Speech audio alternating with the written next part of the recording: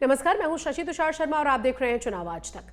महाराष्ट्र विधानसभा चुनाव से पहले राज ठाकरे और उद्धव ठाकरे के बीच शक्ति प्रदर्शन का दौर शुरू हो चुका है।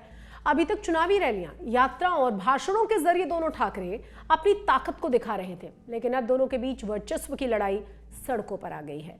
शनिवार शाम ठाणे में उद्धव ठाकरे ने काफिले पर हुए हमले में राज ठाकरे की महाराष्ट्र नवनिर्माण सेना के जिलाध्यक्ष समेत 44 लोगों के खिलाफ केस दर्ज किया गया। इसके बाद राज ठाकरे ने एक्स पर खुले तौर पर ऐलान कर दिया कि उद्धव पर हमला भीड़ की घटना की प्रतिक्रिया है। मनसे कार्यकर्ताओं को संबोधित करते हुए ट्वीट में राज ठाकरे ने खुले तौर पर चेतावनी भी दी कि अगर कोई उन पर उंगली उठाएगा तो पार्टी के कार्यकर्ता डबल डोज देंगे।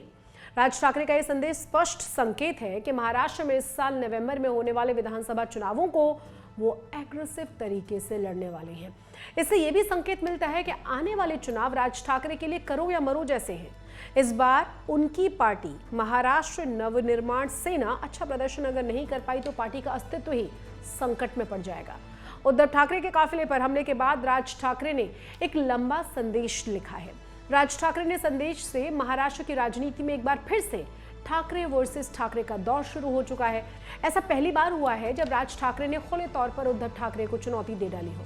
2006 में जब राज ठाकरे शिवसेना को छोड़कर महाराष्ट्र नवनिर्माण सेना के संस्थापक बने, यानी एमएनएस जब उन्होंने बनाई, तब से लेकर आज तक उन्होंने उद्धव के खिलाफ सड़क पर मोर्चा नहीं खोला था।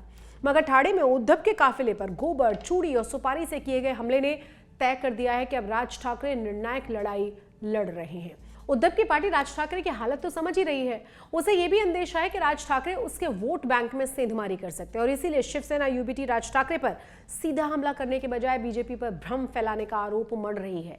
सुनिए सांसद संजय राउत ने उद्धव पर हमले के बाद कहा क्या है। इस प्रकार का अपराध फिर मत करिए, गड़बड़ हो जाएगी कि आपको कोई करवा रहा है आपसे, और वो अहमद शाह अब्दाली है दिल्ली का, जिसने बहुत बड़ी सुपारी दी है महाराष्ट्र में इस प्रकार से अराजकता फैलाने के लिए। तो आपका इस्तेमाल हो रहा है। आपके नेता सुपारी लेते हैं, चुप बैठते हैं और आपको एक दूसरे के खिलाफ लड़ाते हैं। ये ठीक नहीं है हमारे राज्य के लिए। दूसरी ओर बीजेपी और एकनाथ शिंदे के नेतृत्व वाली शिवसेना ये जानती है कि ठाकरे बंधुओं की ये लड़ाई चुनाव में उसके लिए मददगार साबित हो सकती है। इसीलिए सीएम एकनाथ शिंदे ने इस बारे में पूछे जाने पर वही बात दोहराई जो राज ठाकरे ने एक्स पर लिखी। आप शिंदे का बयान भी सुन लीजिए जरा एक बार। देखिए, कोई भी नेता के सभा में आंदोलन करना, इसका समर्थन मैं करूंगा नहीं, लेकिन मैं इतना ही कहूंगा कि राज ठाकरे जी के सभा में, उनके दौरे में उबाटा के लोगों ने जो गलत आंदोलन किया था, उस एक्शन का ये रिएक्शन है। और विचार छोड़ने के बाद, एक वैचारिक भूमिका छोड़ने के बाद ये सब का सामना तो करना पड़ेगा ही। एक समय था कि राज ठाकरे शिवसेना प्रमुख बालासाहेब ठाकरे के उत्तराधिकारी माने जाते थे। 1985 में उद्धव ठाकरे की राजनीति में एंट्री करते ही वो अपनी फैमिली पॉलिटिक्स में ही हार गए। 1995 में उद्धव ठाकरे के शिवसेना अध्यक्ष बनने के बाद राज्य की राजनीति सिमटती चली गई। उसके बाद हुए बीएमसी के चुनावों में उद्धव ठाकरे ने टिकट बांटे और बड़ी जीत हासिल की। फिर राज ठाकरे हाशिए पर चले गए और नई पार्टी बनाकर राजनीति शुरू कर दी। अब नवनिर्माण सेना के गठन के 18 साल हो गए, मगर राज की पार्टी बड़ा मुकाम हासिल नहीं कर पाई। नासिक, पुणे, मुंबई और ठाणे में कुछ पार्षदों की मौजूदगी से ही उनकी पार्टी का अस्तित्व बचा है। 2009 के विधानसभा चुनावों में मनसे ने 13 सीटें जीती थी। पार्टी ने 143 सीटों पर कैंडिडेट्स उतारे थे। पार्टी के गठन के बाद पहले चुनाव में राज ठाकरे की मौजूदगी से एनसीपी और कांग्रेस को फायदा हुआ। शिवसेना विपक्ष में चली गई, तब मनसे को 5.71% वोट मिले।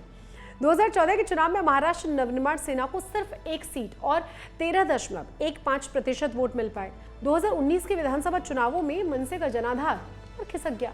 राज ठाकरे को एक सीट से संतोष करना पड़ा, जबकि 2.25% वोट उनको मिले। बदलती राजनीति राज ठाकरे के लिए बड़ी चुनौती है। इस चुनाव में महाराष्ट्र नवनिर्माण सेना को बड़ी जीत की दरकार है। राज ठाकरे की कोशिश सत्ता की चाबी हासिल करने की है और इस चुनाव में बटी हुई शिवसेना और एनसीपी के कारण मुकाबला हो चुका है कड़ा। बीजेपी और कांग्रेस भी अपने सहयोगियों की डिमांड से जूझ रही है। उद्धव ठाकरे अगर अपनी रणनीति में सफल रहे तो वो कांग्रेस और एनसीपी से ज्यादा सीटों पर कैंडिडेट्स उतारेंगे। लोकसभा चुनाव में मिली जीत से उद्धव का मनोबल बढ़ा हुआ है और वो असली शिवसेना होने का दम भर रहे हैं। ऐसे में राज ठाकरे को सड़क पर उतरने की जरूरत पड़ी है और क्योंकि उनकी अदावत उद्धव ठाकरे से है ही, इसीलिए शिवसेना के गढ़वाले इलाकों में वो अपने दांव चल सकते हैं। उम्मीद है आपको हमारा ये वीडियो पसंद आया होगा। चुनाव से संबंधित तमाम खबरों के लिए, जानकारियों के लिए आप देखते रहिए चुनाव आज तक। फिलहाल मुझे इजाजत दीजिए, नमस्कार।